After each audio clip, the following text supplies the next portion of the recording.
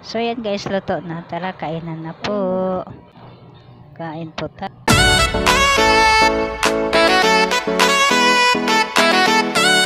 Hello guys, so ang gagawin natin ngayon ay magluluto tayo ng ulam. Ginataang paksiw na tilapia na may pechay po. So yan guys, nakaready na po yung masahog. Giniwa-hiwa ko na po yan. So malinis na rin po yung isda at saka yung gulay po ay nilinis ko na po. So ang gagamitin po natin guys na gata ay yung kukumama na lang po guys, para hindi na tayo magpiga-piga.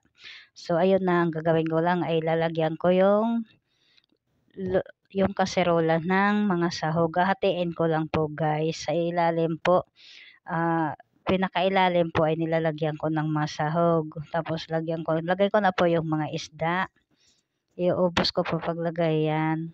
Tapos ang ibabaw po niya ay lalagay ko rin po yung kalahati ng sahog para lasang-lasa po ang ano niya, yung mga pangsahog po. Tapos lagyan na natin ng suka.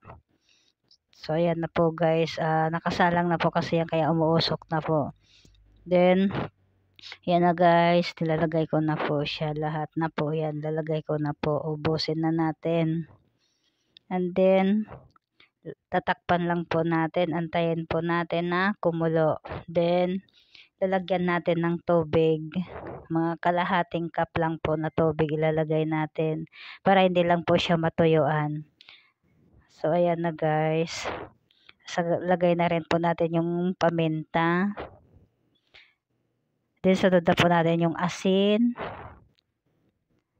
Then takpan ulit natin. Antayin po natin na maano siya. Then dagdagan na lang po natin ng suka. Kasi kanina po is konti lang nilagay kong suka. Kasi para lumasa po yung ano niya. Mas maganda yung yung lalagay ka ulit ng suka para lasang-lasa po yung asim po niya. Tapos ilalagay na po natin yung pechay po. Takpan lang po natin, antayin lang po natin na maluto yung pechay.